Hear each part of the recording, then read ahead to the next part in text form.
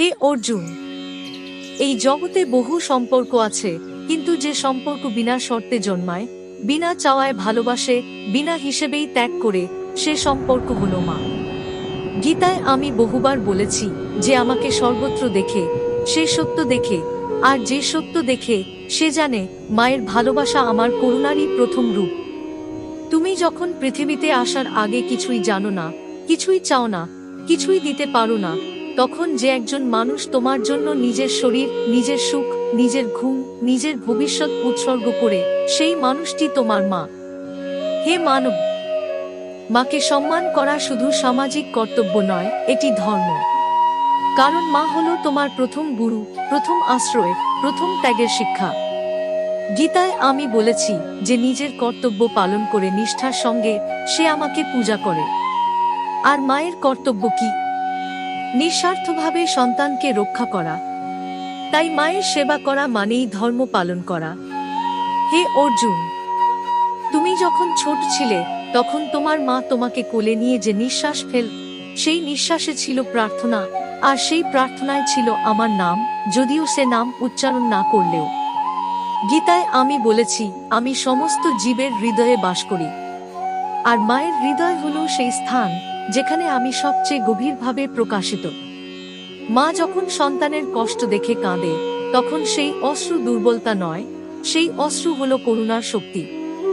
হে মানব, এই পৃথিবীতে বহু মানুষ তোমার সফলতায় পাশে দাঁড়াবে, কিন্তু তোমার ব্যর্থতায় যে নিঃশব্দে পাশে থাকবে, সে হলো মা। গীতার তত্ত্ব বলে, নিষ্কাম কর্মেই শ্রেষ্ঠ। মায়ের ভালোবাসা হলো সেই নিষ্কাম কর্মের জীবন্ত রূপ। মা কখনো হিসেব করে না, সে কত দিল আর তুমি কত ফিরিয়ে দিলে। এই নিঃস্বার্থতাই তাকে আমার সবচেয়ে কাছের করে তোলে। হে অর্জুন, আমি বলেছি, যে অহংকার ত্যাগ করে, সে মুক্তির পথে যায়। মা অহংকার জানে না। সে কখনো বলে না, আমি করেছি। সে বলে, আমার সন্তান পেরেছে। এই ত্যাগই মাকে মহান করে। তুমি যদি জানতে চাও ভক্তি কি, তবে মায়ের দিকে তাকাও। সে ফল চায় না, স্বীকৃতি চায় না, শুধু কল্যাণ চায়। গীতায় আমি বলেছি, ভক্তি মানে ভালোবাসা নয়, ভক্তি মানে আত্মসমর্পণ। মা প্রতিদিন নিঃশব্দে আত্মসমর্পণ করে। হে মানব, মাকে অবহেলা করা মানে নিজের মূলকে অস্বীকার করা। যে নিজের মূল অস্বীকার করে, সে যতই জ্ঞানী হোক, তার ভিত নড়বড়ে হয়। হে অর্জুন, মানুষ যখন জীবনে বারবার হোঁচ খায়, তখন সে ভাগ্যকে দোষ দেয়, সময়কে দোষ দেয়, ঈশ্বরকেও প্রশ্ন করে। কিন্তু খুব কম মানুষই একবার ফিরে তাকায়, সে কি তার মায়ের হৃদয় ভেঙেছে কিনা। গীতায় আমি বলেছি, কর্ম কখনো নষ্ট হয় না। যে কর্ম তুমি করো, তা সময়ের মধ্য দিয়ে ঘুরে আবার তোমার কাছেই ফিরে আসে। মাকে দেওয়া কষ্ট এক প্রকার কর্ম, আর মাকে দেওয়া সম্মানও এক প্রকার কর্মফল তৈরি করে। যে সন্তান মায়ের চোখে জল ফেলে, সে নিজের অজান্তেই জীবনের পথে কাঁটা ছড়িয়ে দেয়। আর যে সন্তান মায়ের মুখে হাসি ফোটায়, সে নিজের ভবিষ্যতের পথ মসৃণ করে। হে মানব, তুমি যখন ছোট ছিলে, তখন তোমার মা তোমার ভুল ক্ষমা করেছে অসংখ্যবার। তুমি ভুল করলে সে রাগ করেনি। তুমি পড়ে গেলে সে শাস্তি দেয়নি। সে শুধু বলেছে, চিন্তা করিস না, আবার উঠে দাঁড়া। এই ক্ষমাই হলো করুণার শিক্ষা। গীতায় আমি বলেছি, করুণা ছাড়া জ্ঞান শুষ্ক হয়ে যায়। আর মায়ের করুণাই মানুষকে প্রথম মানব হতে শেখায়। হে অর্জুন, মানুষ বলে, আমি বড় ব্যস্ত, আমার সময় নেই। কিন্তু মনে রেখো, তোমার জন্মের আগে তোমার মায়েরও তো সময় ছিল। তবু সে সেই সময় তোমাকে দিয়েছে। তাই সময়ের অজুহাত দিয়ে মাকে অবহেলা করা ধর্ম নয়, এটা আত্মপ্রবঞ্চনা। আমি বলেছি, যে নিজের দায়িত্ব থেকে পালায়, সে শান্তি পায় না। মায়ের প্রতি দায়িত্ব পালানো মানে নিজের অন্তরের সঙ্গে শান্তি স্থাপন করা। হে মানব, মা কখনো তার কষ্টের হিসাব রাখে না। সে বলে না, এই কষ্টের বিনিময়ে আমাকে কি দেবে। গীতায় আমি বলেছি, নিষ্কাম কর্মই মুক্তির পথ। মা সেই পথের জীবন্ত উদাহরণ। তাই যে সন্তান নিষ্কাম কর্ম শিখতে চায়, সে যেন প্রথমে মায়ের পায়ে বসে শেখে। হে অর্জুন, যখন মা বুড়ো হয় তখন তার শরীর আগের মতো কাজ করে না।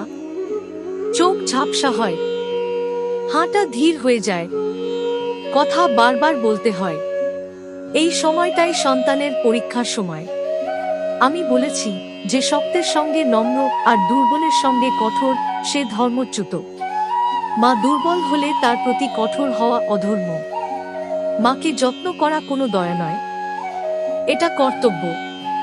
হে মানব, মায়ের আশীর্বাদ এমন এক শক্তি যা চোখে দেখা যায় না, কিন্তু জীবনের কঠিন মুহূর্তে অদৃশ্য ঢালের মতো কাজ করে। আমি বলেছি যে নিজের ধর্ম ত্যাগ করে সে নিজেকেই ক্ষতি করে। আর সন্তানের ধর্ম হল মাকে সম্মান করা। মাকে ভালোবাসার জন্য সময় লাগে না, অর্থ লাগে না, বড় কথা লাগে না, লাগে শুধু উপলব্ধি। হে অর্জুন, তুমি যুদ্ধক্ষেত্রে দাঁড়িয়ে যখন বিভ্রান্ত হচ্ছিলে, আমি তোমাকে বলেছিলাম নিজের কর্তব্য স্মরণ করো।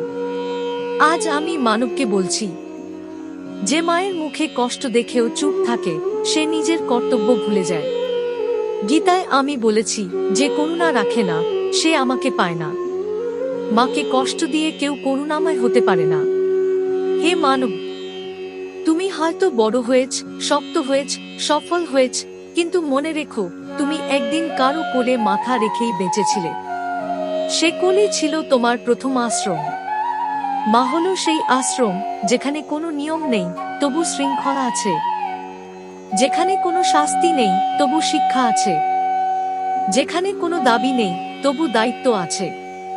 গীতায় আমি বলেছি যে আমাকে সকল জীবের মধ্যে দেখে সে প্রকৃত জ্ঞানী।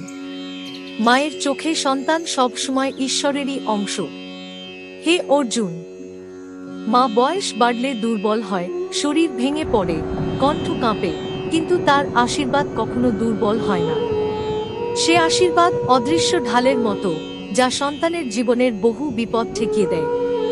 যে সন্তান মায়ের আশীর্বাদ অবহেলা করে সে অজান্তেই নিজের শক্তির একটি বড় অংশ হারায়। আমি বলেছি, শ্রদ্ধা যেখানে সেখানেই জ্ঞান জন্মায়। মাকে শ্রদ্ধা করা মানে নিজের জীবনকে শক্ত ভিত্তির উপর দাঁড় করানো। হে মানব, মায়ের সঙ্গে তোমার সময় সীমিত। এই সত্য তুমি যত তাড়াতাড়ি বুঝবে তত তাড়াতাড়ি অনুতাপ থেকে বাঁচবে। গীতায় আমি বলেছি, সময় সবকিছু গ্রাস করে, কিন্তু যে সময় মায়ের পায়ে বসে কাটে সে সময় বৃথা যায় না। শেষে এই কথাটি মনে রেখো, মাকে সম্মান করা মানে আমাকে সম্মান করা, মাকে ভালোবাসা মানে ধর্মকে ভালোবাসা, আর মায়ের চোখের জল মুছিয়ে দেওয়া মানে নিজের জীবনের বহু পাপ নিঃশব্দে ধুয়ে ফেলা। আমি শ্রীকৃষ্ণ, আমি ধর্মের কথা বলি, আর মায়ের সেবাই সেই ধর্মের প্রথম ধাপ।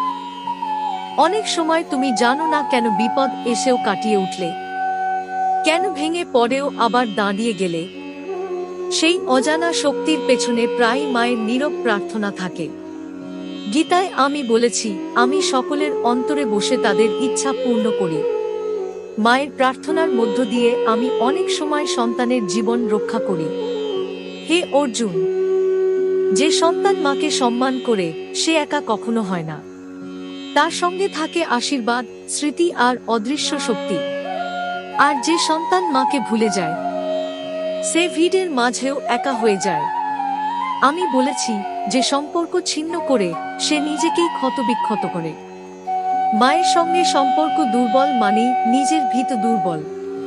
হে মানব, মায়ের সঙ্গে কথা বলার জন্য বড় শব্দ লাগে না, তর্ক লাগে না, উপদেশ লাগে না, লাগে শুধু একটু সময়, একটু মনোযোগ আর একটু নরম স্বর।